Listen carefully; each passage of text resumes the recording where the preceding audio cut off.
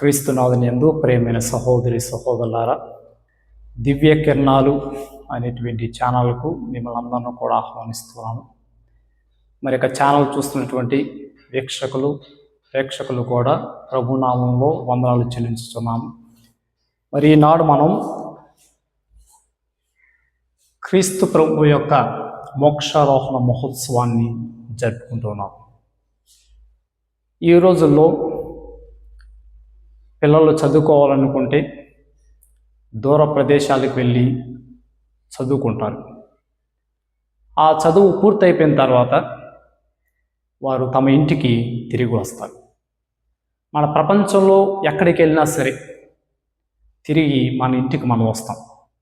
అదేవిధంగా క్రీస్తు ప్రభు కూడా ఇహలోకానికి వచ్చి తన యొక్క కర్తవ్యాన్ని, తన యొక్క బాధ్యతను నెరవేర్చి ఆ బాధ్యతను తన యొక్క శిష్యుల యొక్క భుజాల మీద మోపి తాను పరలోకానికి వెళ్ళిపోవటం ఈనాడు మనందరం కూడా అటువంటి మహోత్సవాన్ని జరుపుకుంటున్నాం. కాబట్టి ఈ యొక్క మోక్షారోహణ పండుగ నాడు మనకి ఇవ్వబడినటువంటి 3 పట్టణాలు అపోస్తల కార్యములు 1వ అధ్యాయం 1వ నుంచి 11వ వచనం వరకు, ఎఫెసీ పత్రిక 1వ అధ్యాయం 17వ వచనం నుంచి 23వ వచనం వరకు, మత్తయి సువార్త 28వ వచనం 28వ అధ్యాయము వచనములు 16 నుంచి 20 వరకు. మరి ఈనాడు క్రీస్తు ప్రభుని యొక్క మోక్షారోహణం జరుపుకుంటే మనందరం కూడా 2 విషయాలు మనందరూ కూడా తెలుసుకోవాలి. అవి ఏమిటంటే అవరోహణం, ఆరోహణం. క్రీస్తు ప్రభు ఈ లోకానికి అవరోహణమై వచ్చి ప్రజల మధ్య జీవించి ఆయన ఆరోహణమయ్యాడు. అంటే మనందరం కూడా తనతో పాటు ఆ యొక్క పరలోకానికి తీసుకెళ్ళడానికి ఆయన అవరోహణం, ఆరోహణం అవ్వడం జరిగింది. ప్రియమైనటువంటి క్రైస్తవ సహోదరి సహోదరులారా, మరి ఈనాడు మనకి 4 అంశాలు ఉన్నాయి. ఆ 4 అంశాలు ఏమిటంటే, ఎందుకు యేసు ప్రభు ఆరోహణం అయ్యారు, రెండవది ఎందుకు యేసు ప్రభు 40 రోజుల తర్వాత ఆరోహణం అయ్యారు, మూడవది యేసు ప్రభు దైవ చిత్తాన్ని నెరవేర్చారు, నాలుగవది యేసు ప్రభు యొక్క పనిని మనము కొనసాగించాలి.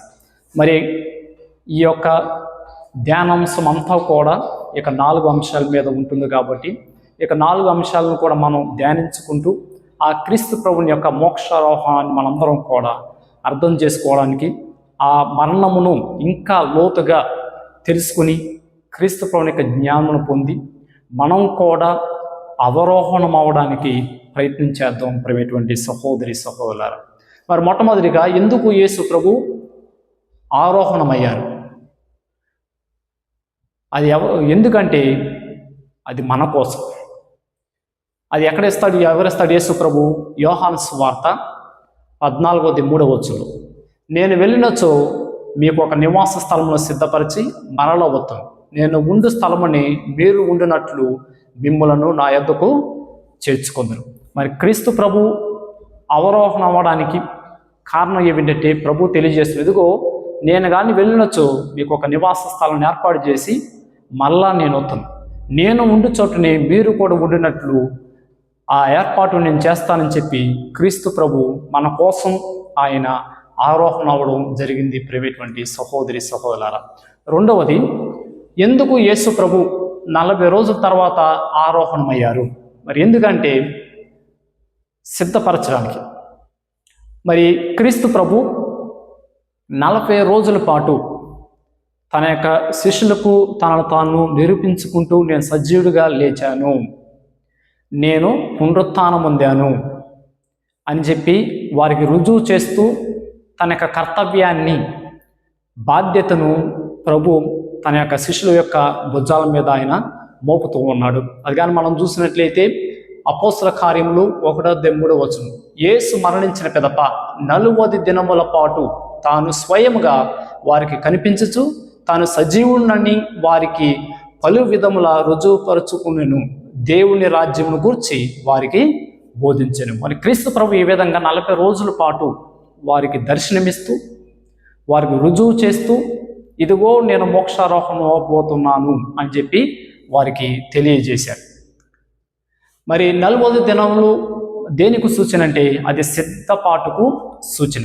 మరి ఇశ్రాయేల్ ప్రజలు వాగ్దాన భూమిలో ప్రవేశించడానికి ముందు వారు 40 సంవత్సరాల పాటు ఎడారిలో వారు ప్రయాణం చేయడం జరిగింది. ఇదంతా కూడా సిద్ధపాటు ఆ యొక్క పాలు త్రేళ్లు పాడేటువంటి నగరంలో ప్రవేశించడానికి. రెండవది, మోషే 40 రోజుల పాటు దేవుని సన్నిధిలో ఉండి తనను తాను సిద్ధపరచుకొని ఆ 10 ఆజ్ఞలు దేవుని దగ్గర నుంచి స్వీకరించి అది ప్రజలకు అందించడం.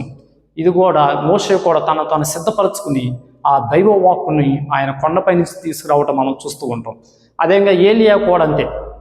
40 రోజుల పాటు ఆయన ఎడారిలో అరణ్యంలో ప్రయాణం చేస్తూ తనను తాను సిద్ధపరచుకుంటూ దేవుని కొండైనటువంటి హోరేబు కొండకు ఆయన చేరుకున్నాడు. మరి యేసు ప్రభు కూడా తాను సువార్త ప్రకటించే ముందు, తన యొక్క పనిని మొదలుపెట్టే ముందు కూడా యేసు ప్రభు 40 రోజుల పాటు ఉపవాసం ప్రార్థన చేస్తూ తనను తాను సిద్ధపరచుకుని అటు తర్వాత ఈ యొక్క సువార్తని వ్యాప్తించడం, ఆయన అన్ని చోట్లకి వెళ్ళి దైవరాజ్యం గురించి బోధించడం మనం అక్కడ చూస్తూ ఉంటాం ప్రైవేటువంటి సహోదరిశలు. కాబట్టి అందుకని యేసు ప్రభు 40 రోజుల పాటు తన యొక్క శిష్యుని సిద్ధపరిచాడు.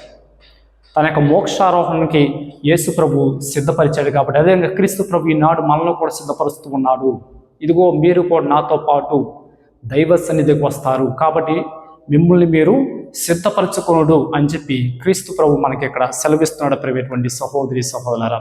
మరి మూడవ అంశంకి వచ్చినట్లయితే యేసు ప్రభు దైవ చిత్తాన్ని ఆయన నెరవేర్చాడు. మరి యేసు ప్రభు ఎప్పుడు మోక్షారోహణం అయ్యాడు? ఆయన ఆ దైవ చిత్తాన్ని నెరవేర్చిన తర్వాత, ఆ దైవ చిత్తాన్ని నెరవేర్చిన తర్వాతే ఆయన మోక్షారోహణం అయ్యాడు.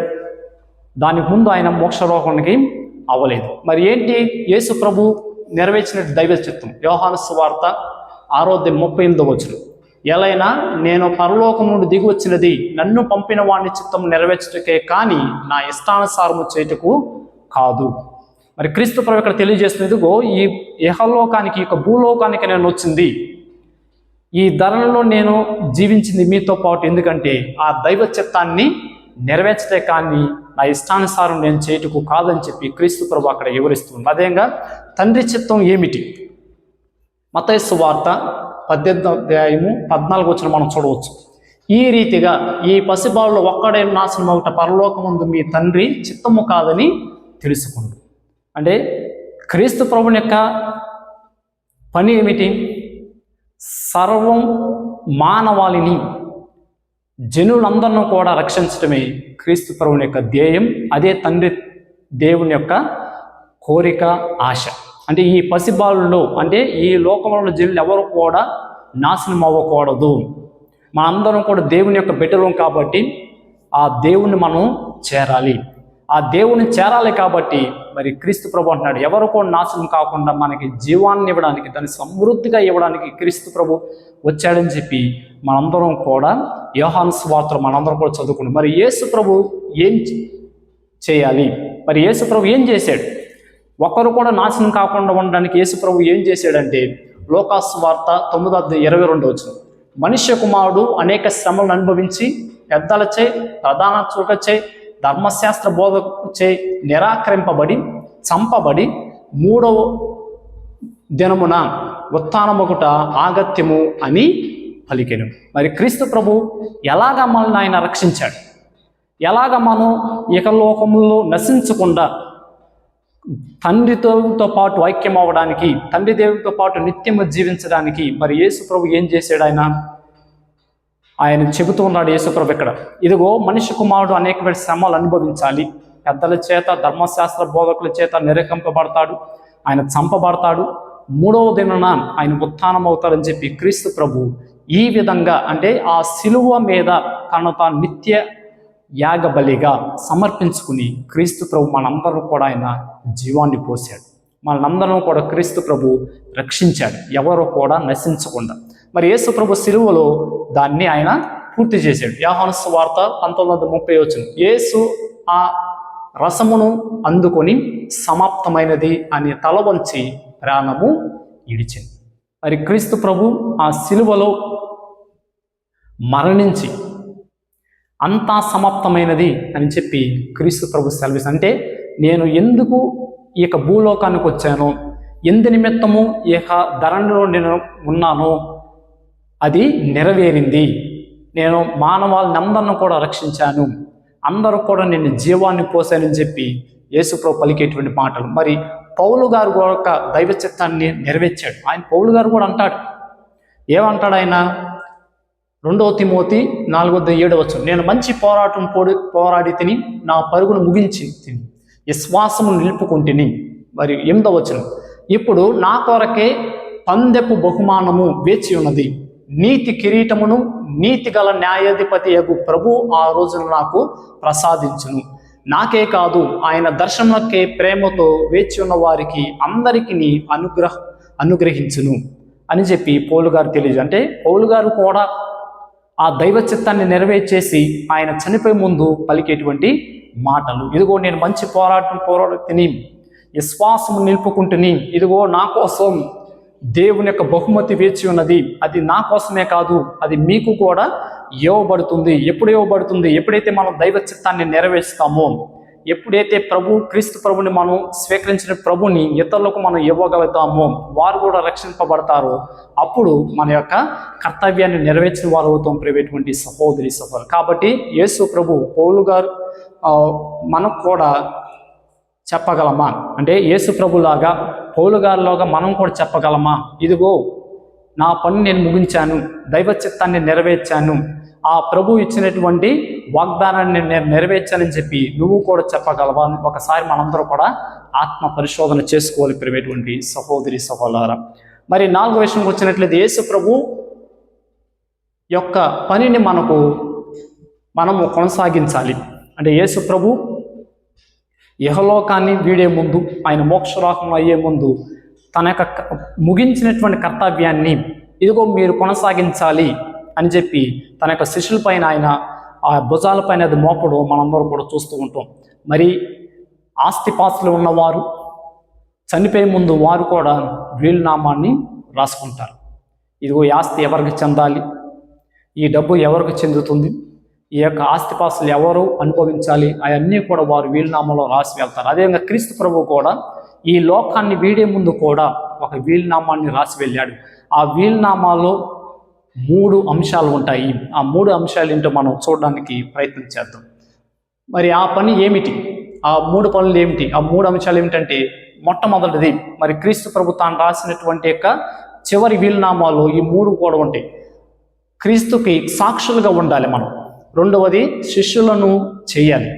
3వది బోధించాలి. ఇదే క్రీస్తు ప్రభు ఆయన రాసి ఇచ్చినది ప్రేమటువంటి సహోదరి సహోదర. మరి మొట్టమొదటి చూసినట్లయితే ఆ పని ఏమిటి? అపోస్తుల కార్యములు 1:8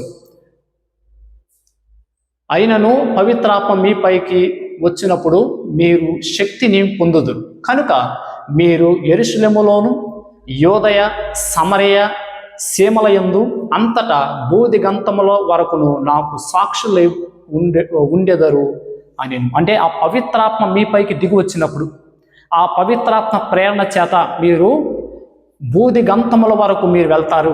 ఆ బూదిగంతముల వరకు కూడా మీరు నాకు సాక్షులై ఉంటారని చెప్పి క్రీస్తు ప్రభు తెలియజేశాడు. అంటే క్రీస్తు ప్రభు ముందుగానే తెలియజేశాడు, మీరు ఏ విధంగా నాకు సాక్షులై ఉంటారని చెప్పి 4 సువార్త పట్టణంలో కూడా యేసు ప్రభు వివరించడం మనం అక్కడ చూస్తూ ఉంటాం.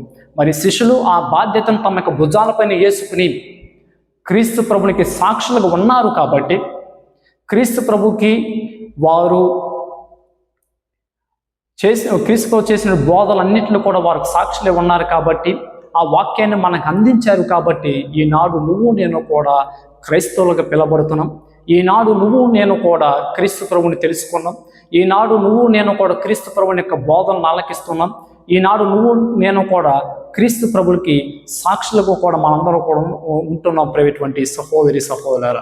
మరి 2వ అంశం మత్తయి సువార్త 28:19 కనుక మీరు వెళ్ళి సకల జాతి జనులకు పిత పుత్ర పవిత్రాత్మనామమున జ్ఞానస్థానం మొసగుచు వారిని నా శిష్యులను చెయ్యుడు. మరి క్రీస్తు ప్రభు తాను రాసుకున్న వీలునామాలో 2వ అంశం ఏమిటంటే, మనం క్రీస్తు ప్రభునికి సాక్షులుగా ఉండి ఈ లోకంలో ఉన్నటువంటి ప్రజలందరూ కూడా యేసు ప్రభునికి శిష్యులుగా చేయాలి. ఈనాడు నేను ఒక శిష్యునిగా ఉన్నాను, ఆ క్రీస్తు ప్రభునికి నేను సాక్ష్యం ఇస్తూ ఉన్నాను ఈ యొక్క ప్రసంగం ద్వారా. అదేవిధంగా నువ్వు నేను కూడా ప్రతిరోజు ప్రతి వారం కూడా చర్చికి వెళ్తాం, బైబిల్ చదువుకుంటాం, ప్రార్థన చేస్తాం. ఇవన్నీ కూడా ఎలాగ పొందాం మనం? ఆ అపోస్తలు సాక్షులుగా ఉన్నారు కాబట్టి, ఆ అపోస్తలు సువార్తను బోధించారు కాబట్టి నువ్వు నేను శిష్యులుగా మారగలిగాము. మరి మూడో అంశం ఏంటంటే మత్తయి సువార్త 28:20 నేను మీకు ఆజ్ఞాపించినదంతయు వారు ఆచరింప బోధింపుడు, ఇదిగో లోకాంతము వరకు సర్వదా నేను మీతో ఉందునని అభయం వసగెను. మరి క్రీస్తు ప్రభు తను రాసుకున్నటువంటి మూడో అంశం తన వీలునామాలో ఏమిటంటే బోధింపుడు. అంటే క్రీస్తు ప్రభుని యొక్క సువార్తను మనం ప్రకటించాలి, బోధించాలి. ఇదిగో నేను ఒక గురువుగా, దేవుని చేత ఎన్నుకోబడినటువంటి యాజకుడిగా నేను సువార్తను బోధించాలి. అందుకని పునీత పౌలు గారు అంటారు, అయ్యో నాకు అనర్థము సువార్తని ప్రకటింపని ఎడల, woe to me if I don't preach. కాబట్టి నువ్వు నేను కూడా సువార్తను ప్రకటించాలి. నేను నా మాటల ద్వారా సువార్తను ప్రకటిస్తూ ఉన్నాను.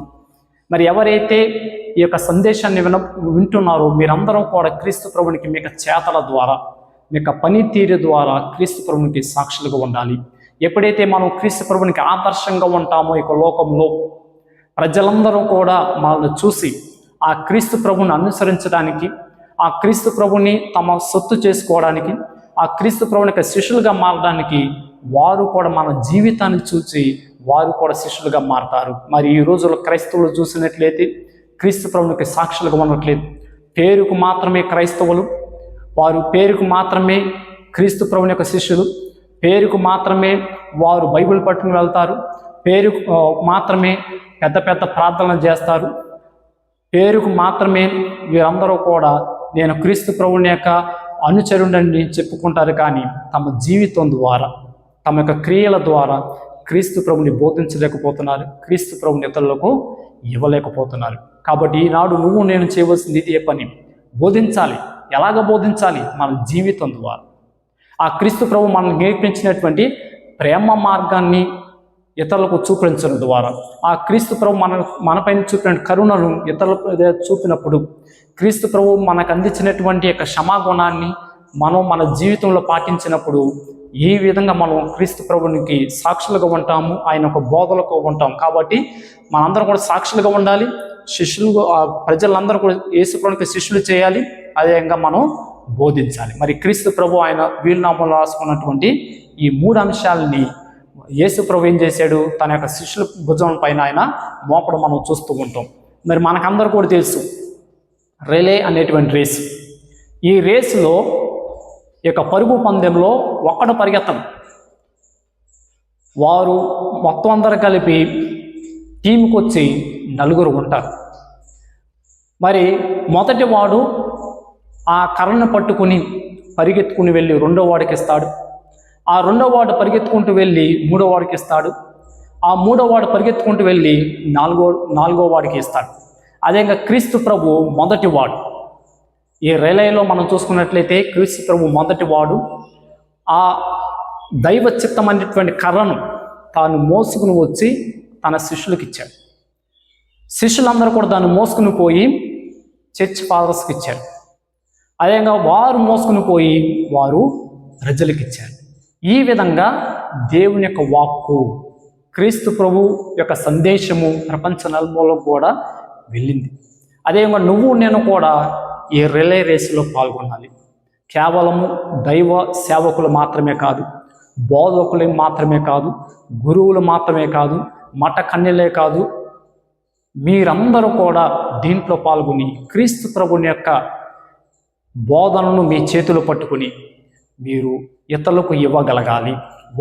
మనం వారికి ఇచ్చినట్లయితే వారు ఇతరులకు ఇస్తారు, వారు రాబోయేటువంటి తరానికి ఇస్తారు.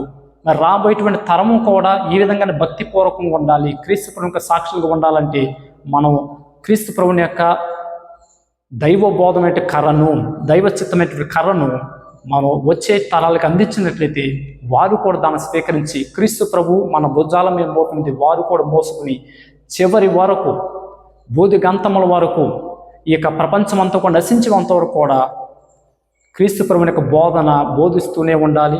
క్రీస్తు ప్రభుని యొక్క నామస్మరణ ప్రజలందరూ కూడా చేస్తూనే ఉండాలి. దేవుడు మిమ్మల్ని అందరినీ కూడా చల్లగా దీవించునుగాక. ప్రభు మీతో ఉందురుగాక, మీ ఆత్మతో ఉందురుగాక. సర్వశక్తిగా సర్వేశ్వరుడు పిత పుత్ర పవిత్రాత్మ మిమ్మల్ని అందరినీ కూడా దీవించి సదా కాచి కాపాడుదురుగాక.